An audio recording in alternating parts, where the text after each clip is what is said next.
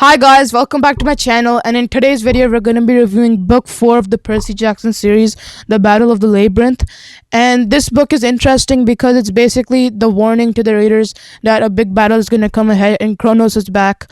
This book also has a new character, and it's pretty interesting to see how the characters work together and split around the middle because they kind of have two different missions, one with Grover and one the actual book.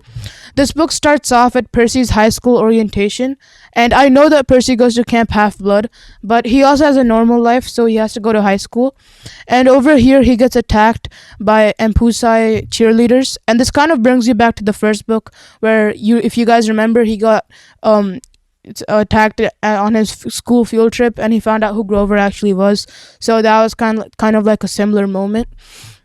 And he escapes that narrowly, and he escapes with a mortal he found during the fight named Rachel Elizabeth Dare.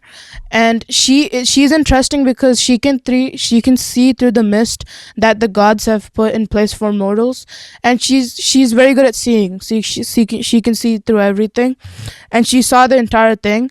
And he also runs into jealous Annabeth because now he has a different sidekick. Then after that, they go back to Camp Half-Blood, and they find out that Grover has exactly 1 week to find the missing god Pan. Otherwise, the counselor of the Clover Elders are gonna take his searcher's license. So the pressure is already on, and the pressure has started in the book, so the plot is kind of slowly pouring in.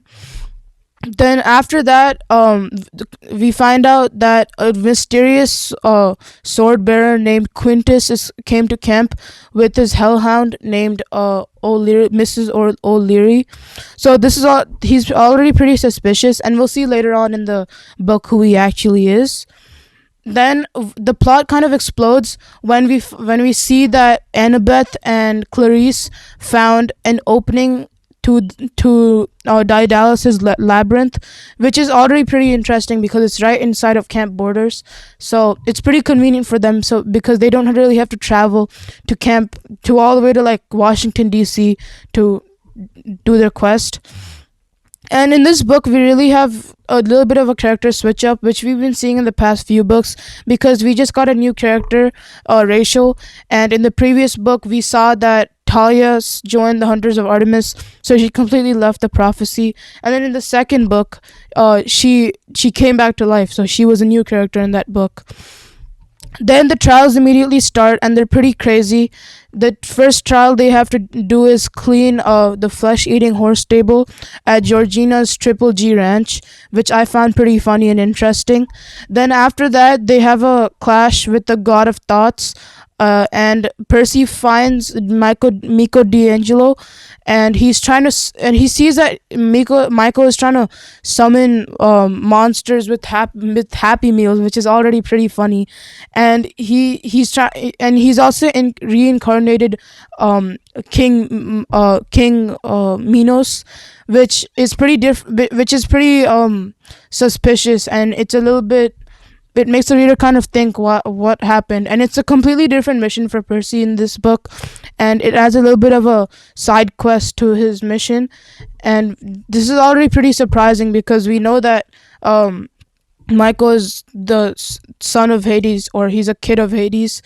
We found out in the last book, and his sister Bianca died, so it's not pretty surprising that he's trying to do things like this, because he's already pretty angry because his sister died and kind of heartbroken.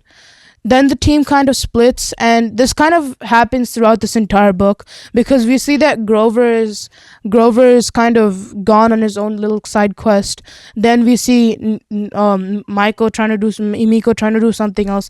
Then we see the three of these main three characters, the plot of the book, doing what we're following. And then they go on a mission for Hephaestus. I don't know how to say it, but Percy basically infiltrates Mount St. Helena, and he fights telekinesis, and triggers a massive volcanic eruption, so big that he gets sent to the island of Oigo. And over here, he basically refuses being immortal, so he could go back to war, and he literally refuses to go back.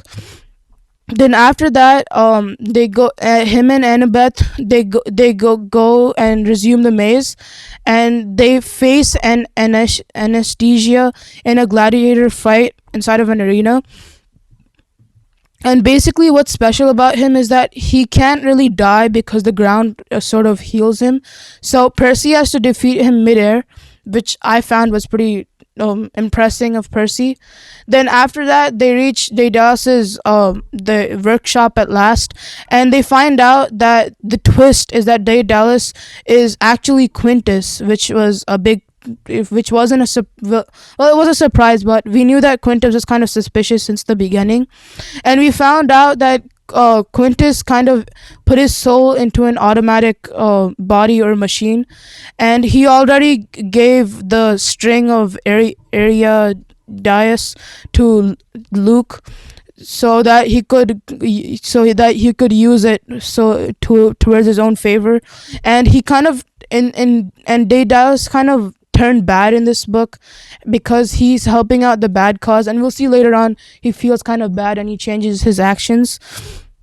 Then the worst part of the entire book is that we see that Luke he kind of sacrificed his body, or like he's gone, and he completely resurrected Kronos. So now Kronos is back, which is the worst thing that could happen. And this leads to a massive, like later on when they go back to Camp Half Blood and all of this is over, they find out about this while they're leaving, and this leads to a massive battle at Camp Half Blood. And the Titan army, there's a breach of the Titan army, and they come in. What's really surprising is that now Grover's back from his mission, so that's over, and Nico's doing his own thing, and Grover saves the day by unleashing his panic scream, which scares everybody away, which was kind of weird. Then after that, we kind of see that Daedalus realizes his mistakes, and he sacrifices himself to close the labyrinths and all the openings to it. So that's basically what this book was, guys. It wasn't really that big of a plot or that big of a book. I found it pretty interesting, the maze and all the challenges. I might have skipped a few, but this is basically what the big parts of this book are. And this is pretty interesting because this is right before the battle, and we have a bunch of characters leaving and coming, which kind of sets them up for the battle, the main characters up for battle. This book ends on a sort of like a eerie ending, because this isn't the ending. We see that on his 15th birthday, Percy gets a visit from his dad Poseidon, and he learns that Luke is completely gone, but Kronos is back, which is really bad for the war coming ahead. And this could mean something bad in the next coming up books. It's not just gonna be them going on quests like this, but this is gonna be them actively trying to stop Kronos and his allies. So that's all, guys. Thank you so much for tuning back to my book review, and see you in the next episode. Bye.